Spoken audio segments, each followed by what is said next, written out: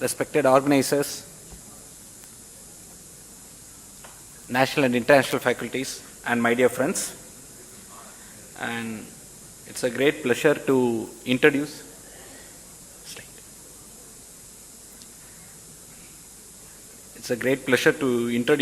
Dr. S. Sridhar, the President of Endocrine Society of Tamil Nadu and Puducherry. He is the head of the Department of Endocrinology and Diabetes, MAOT Hospital, Chennai. He is currently the President Endocrine Society of Tamil Nadu and Puducherry.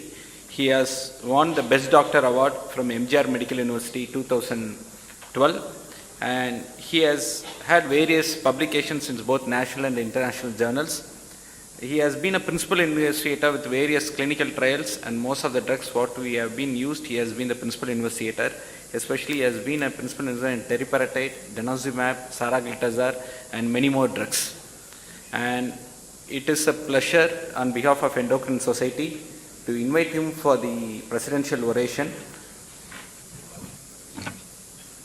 And the Endocrine Society of Tamil Nadu and Puducherry is pleased to confer on Dr. S. Sridhar the presidential oration for the year 2017, which was held at Trendo, which is the 5th annual conference of ESTN at Chennai. And over to Dr. Sridhar, sir.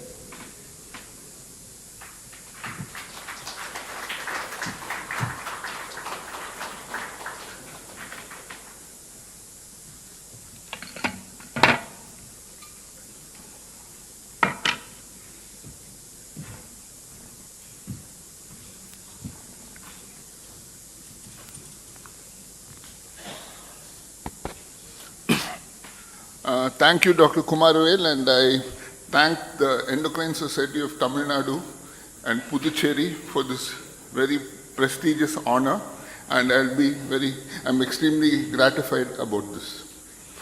I think, ladies and gentlemen, it's not an understatement that you've been witness to one of the finest scientific feasts. And as an appetizer, just before the lunch which follows, I think we'll go to something little lighter. I thought I'm always interested in the history of various things, so I'm going to talk about the history of my own subject, endocrinology.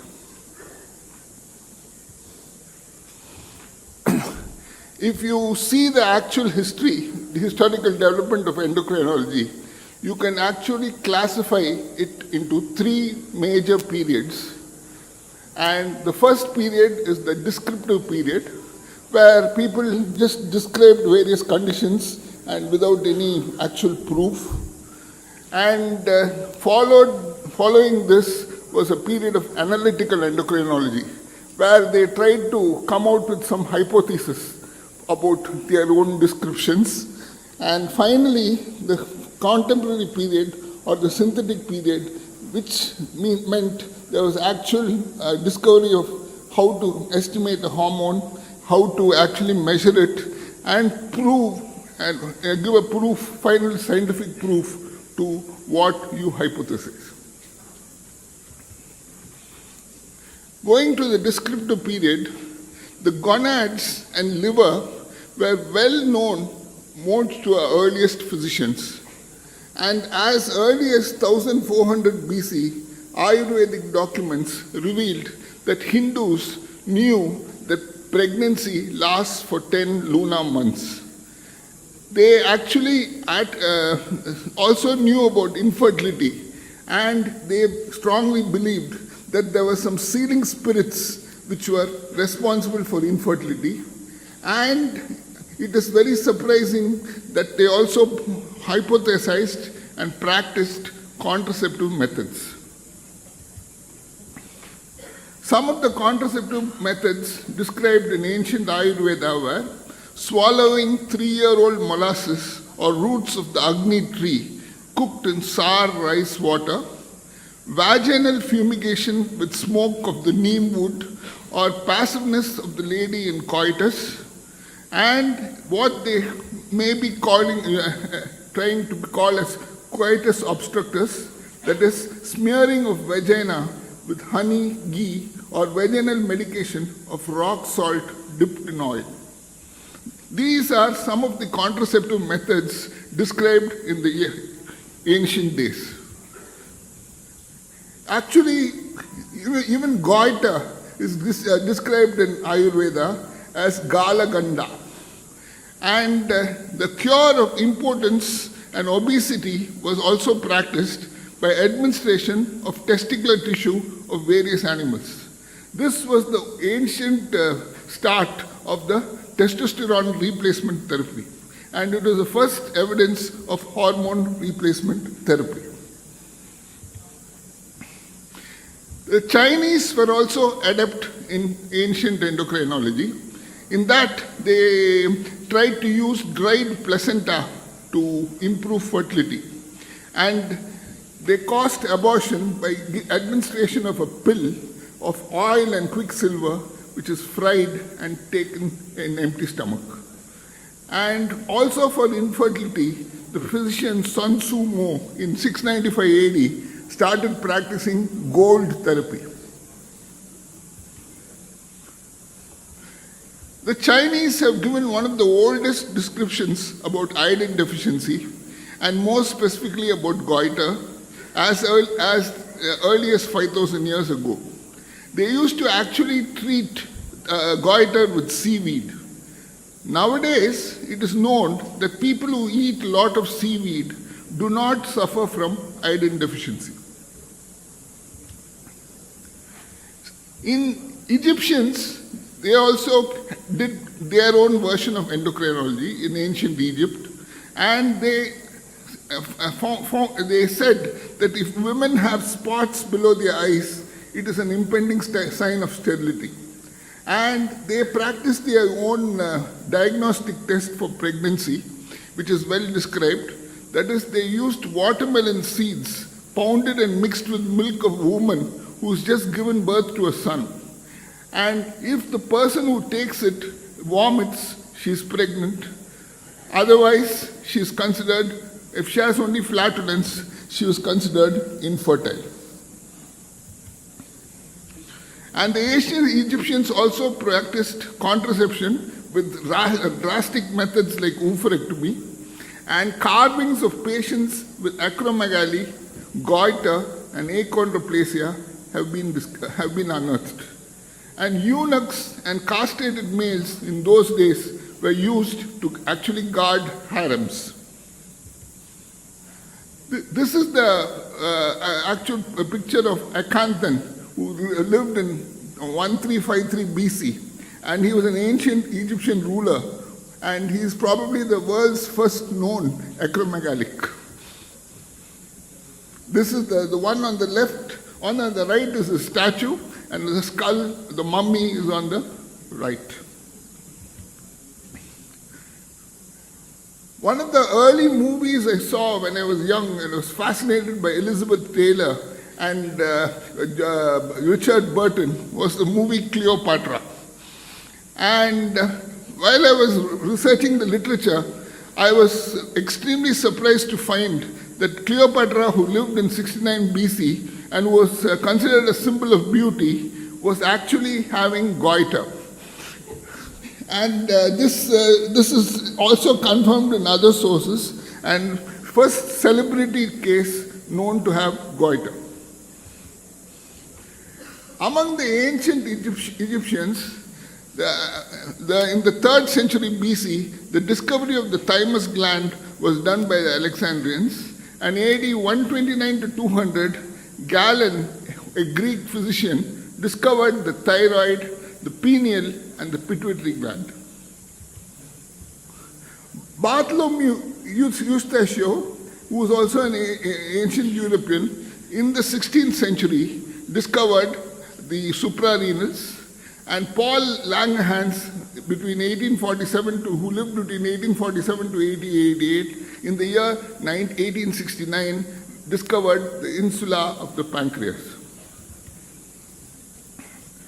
And in 1880, Sandstrom, a Swedish medical student, described the parathyroid, which was the last major organ to be recognized in humans. The actual idea of a canal system was described as early as 17th century by William Harvey, who described the heart as a four-chambered pump that moves blood through arteries and veins and not through air. And in mid-1800s, the idea that circulating blood carried substances from one part of the body to a distant part where the substance actually exerts effect. In other words, the idea of hormones came into picture. As far as the period of analytical endocrinology was concerned, in 1766, the Rouge discovered the internal secretory functions of the endocrine glands in his book, Haller's Textbook of Physiology. And in 1801 and 1836, Lecaloy and Wilkinson described about thyroid secretion. Whereas in 1840, Gulliver discovered about adrenal hormones. John Hunter gave the first proof of internal secretion.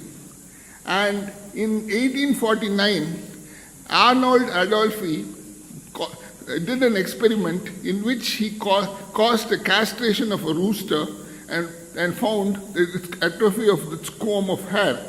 But he found that it could be prevented if the testis was transplanted to another part of the body. The year 1855 was one of the peaks of endocrinology, where the concept of internal secretion was established, and also saw a very great triumvirate. Who are they? Claude Bernard, actually the father of physiology, who lived between 1813 to 1878, when he studied the glycogenic function of the liver, he threw light on the causation of diabetes mellitus, that the liver, in addition to secreting bile, is the seat of an internal secretion by which it prepares sugar at the expense of elements of blood passing through it. This was one of the early lessons in experimental physiology. And the great man of Guy's Hospital, Thomas Edison, in his seminal paper, he described the constitutional and local effects of the disease of the suprarenal capsule and the role of its internal secretion through anatomical observations, and he described Addison's disease, Addison's crisis, Addisonian anemia, and adrenoleukodystrophy. Following this, Brown-Séquard, who was an inspiration to Robert Louis Stevenson for his character Dr. Jekyll and Mr. Hyde, in the year 1855 demonstrated that the removal of the adrenal gland resulted in death due to lack of essential hormones. Vulpian in 1856 discovered the adrenal medulla, whereas in 1895, idothyroxine as an active principle in thyroid was discovered by Baumann, whereas Takaman and Aldrich independently isolated secretion of the adrenal medulla and described the structure as adrenaline. And Bayliss and Starling in 1902 isolated secretin from intestinal diurnal secretion. 20th century saw the first use of the word endocrinology. And the last period of analytical endocrinology was Harvey William Cushing, who was actually the father of modern neurosurgery. He discovered that he made the discovery of the integration of glands and their regulatory processes. He established pituitary gland as the master gland, and also the founder of the legendary Cushing syndrome. And in 1918, Lee Grieving, Rusi, and Mosinger described the nervous connections between hypothalamus and pituitary gland, the olfactogonadal and the opticogonadal reflex arc. And in 1931, the fight or flight response was described by William Cannon.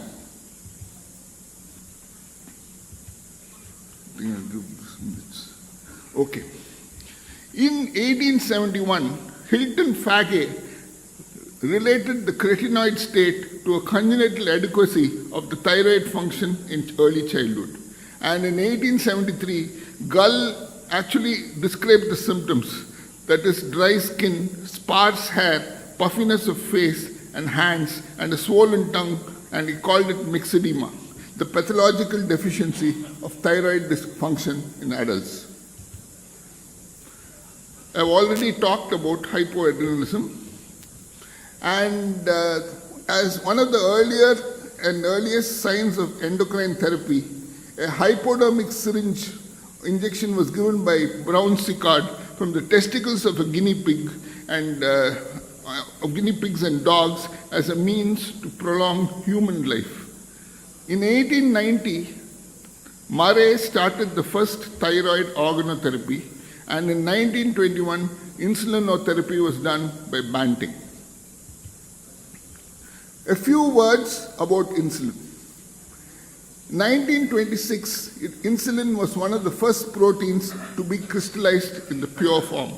In 1955, it was the first protein to be fully sequenced. And in 1958, it was the first protein to be chemically synthesized, though in insufficient quantities to be produced commercially. And in 1979, it's the first human protein to be manufactured by biotechnology.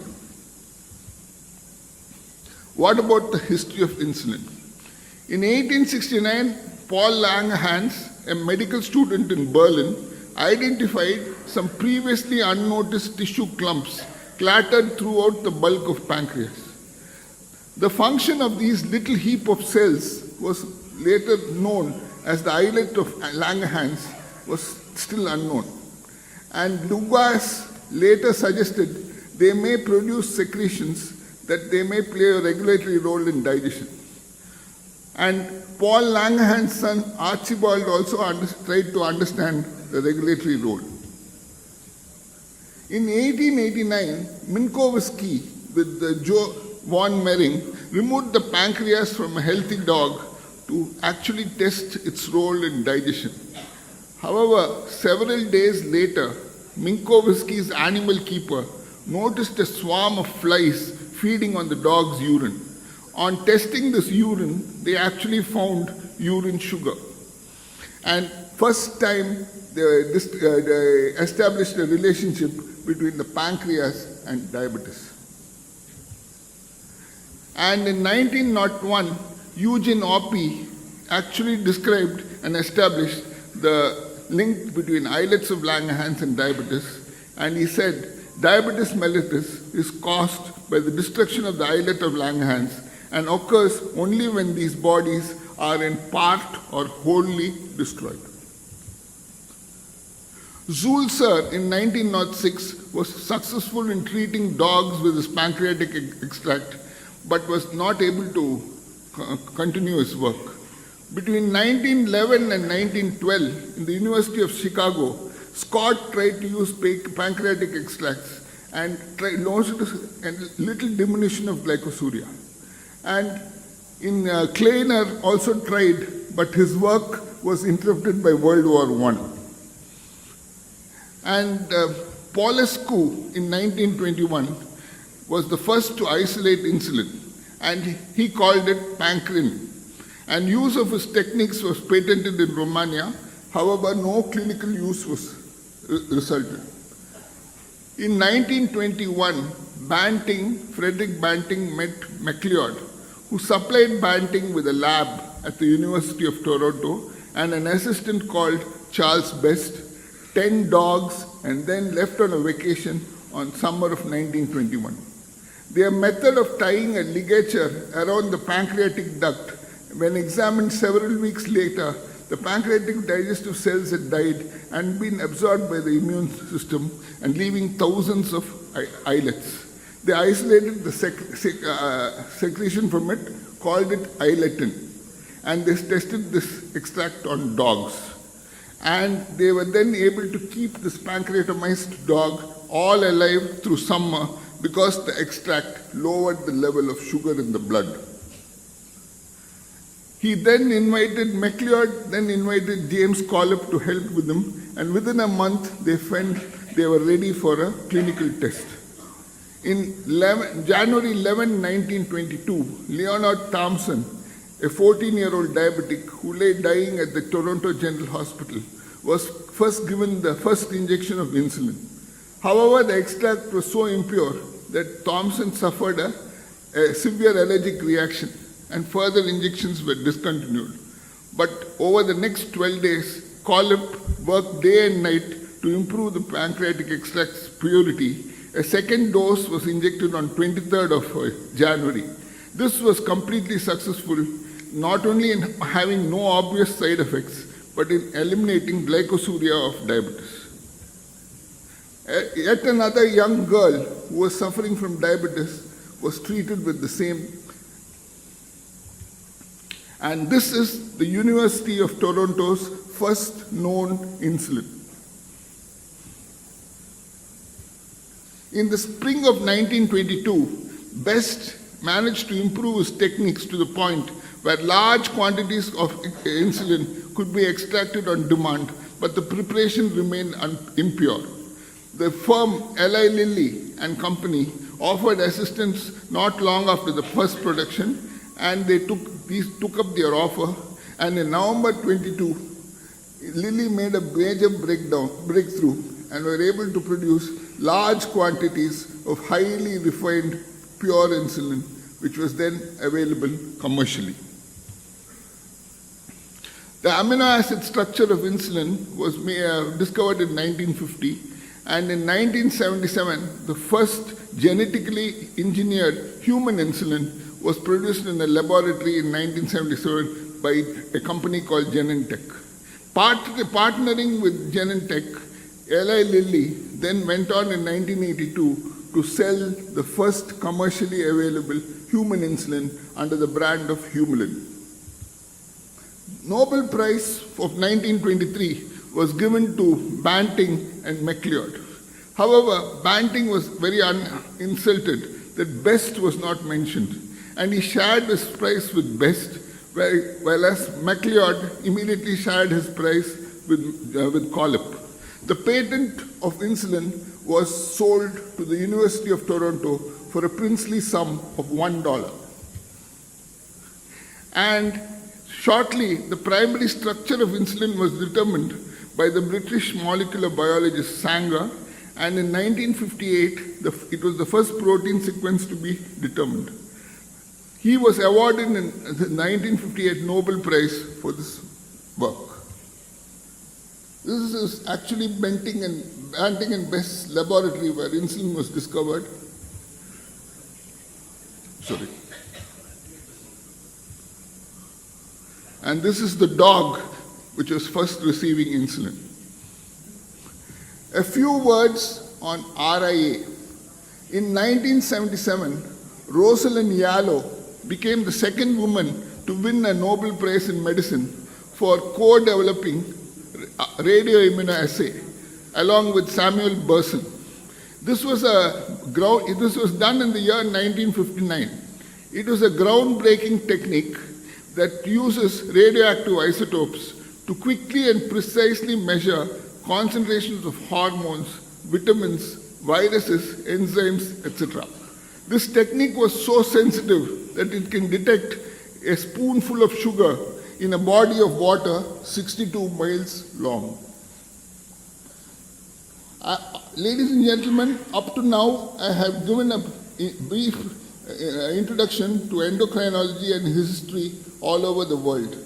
I now wish to end my lecture with a few words about endocrinology in India and a brief mention about the two great pioneers who pioneered endocrinology in India. The first is none other than Professor G.K. Rastogi, who was the first Indian endocrinologist. He started the department in PGI Chandigarh in the year April 1967, and he started his first RIA lab in the country in 1968. And the first DM course in endocrinology was started in 1970, And the first DM endocrinology was Dr. R.J. Dash. I think second was Professor Kannan, if I'm not mistaken. And finally, yet another pioneer whom I revere and am extremely proud to consider because I was his last student, was none other than Professor MMS Ahuja. He was actually born in Multan in 1929, and I'm very proud to note he, like me, graduated from the Madras Medical College in the year 1952. This was due to the partition was happening, and many people were designated to various other colleges. Dr. Ahuja had a wonderful career. He was the head of medicine from 1969 to 1981 at the All India Institute of Medical Sciences. He started the endocrinology department at All India Institute in 1982 and the first DM in 1985. Ladies and gentlemen, today the RSSDI is a huge, flourishing organization. It's a body which has thousands of members and its conference is widely attended. I'm happy to note that Professor Ahuja was the founder of this body called RSSDI. And also, while we were all doing MD, there was a book we all used to read called Progress in Clinical Medicine. And Professor Ahuja was the chief editor in Progress in Clinical Medicine series, which I still have copies. So with these last few minutes, I tried my best to give a bird's eye view about the history of endocrinology and its development in various parts of the world with a few words in India. I thank you all for a patient listening.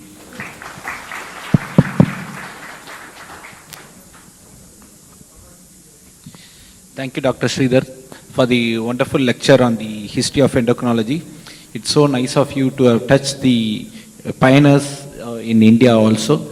As in any other oration, we may not have a question and answer session. There's no question and answer session for the oration, so we'll hand over the mic to the organizers. Okay, so we are winding up the morning session for lunch, and we'll be meeting here again by 2:15. And we are here to inform you that there is a symposium by AstraZeneca where Professor Ramachandran is giving a talk on CVOT outcomes of SGLT2 inhibitors. It's in Hall B between 1:45 to 2:15. And there is a poster session also which is running, that's just in the floor below this floor wherever we are having. So, you are requested to assemble here by 2:15 after the lunch for a post-lunch session. Thank you.